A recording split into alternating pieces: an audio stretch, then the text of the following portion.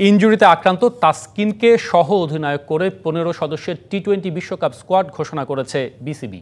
অধিনায়ক নাজমুল হোসেন শান্তর দলে ঠাঁই হয়নি পেস অলরাউন্ডার মোহাম্মদ সাইফুদ্দিনের।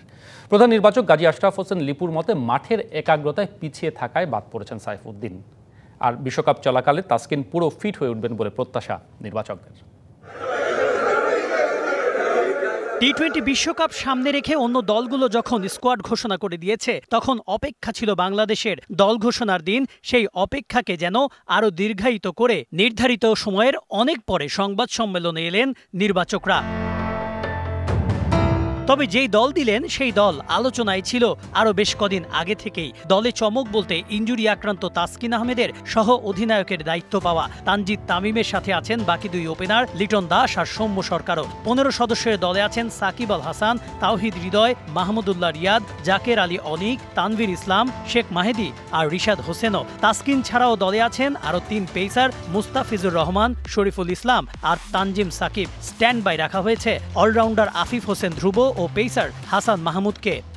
ইউএসএ সিরিজে বলা যায় যে সোফার যা মেডিকেলের রিপোর্টে যে বলা হয়েছে, সেখানে আমার মনে হয় না তাসকিন সেখানে খেলতে পারবেন। রিজার্ভ হিসেবে যাচ্ছেন, ট্রাভেল করছেন, তারা তখন সেখানে অ্যাভেলেবেল থাকবে সিলেকশনে ইউএসএ পাঠায়। নগদে ৫০০ টাকা বা তার বেশি পেমেন্টে পেতে পারেন ঢাকায় জমিসহ ২০ কোটি টাকার পুরস্কার।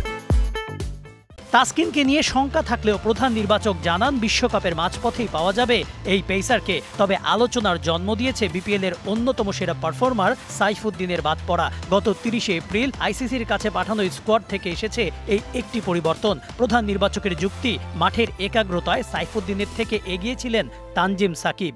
তার ডেথ ওভারে ইয়র্কার করার যে অ্যাবিলিটিটা ছিল সেটা অনেক কম পরিলক্ষিত হয়েছে। সেখানে আরো অনেক উন্নতি করতে হবে। আমার মনে হয় যেটা ঘরোয়া টুর্নামেন্টে করেছে সে তার সঙ্গে ইন্টারন্যাশনাল ক্রিকেটে এসে একটা তারতম্য আমরা লক্ষ্য করেছি। নির্বাচকদের দাবি অনেক পর্যালোচনা করেই গড়া হয়েছে এবারের দল। সাম্প্রতিক সময়ে লিটন দাসের পারফরমেন্স নিয়ে শঙ্কা থাকলেও এই ওপেনারের ফর্মে ফেরার আশায় নির্বাচকরা। লিটনের উপরে আমরা আস্থা রেখেছি যে, এবং তাকে নিয়ে কিন্তু কাজ করা হচ্ছে। দুটো ম্যাচ যে তিনি খেলেননি, সে সময় তাকে নিয়ে তার আস্থার জায়গাটা কিভাবে পুনরুদ্ধার করা যায় সেই প্রচেষ্টাগুলো আমাদের টিমের কোচিং স্টাফরা করে যাচ্ছে। এই দল নিয়ে বিশ্বকাপের আগে স্বাগতিক যুক্তরাষ্ট্রের বিপক্ষে ৩ ম্যাচের টি-২০ সিরিজ খেলবে বাংলাদেশ। হিউস্টনে ম্যাচগুলো হবে ২১, ২৩ ও ২৫ মে। Konok Mahmud, DBC news, Dhaka.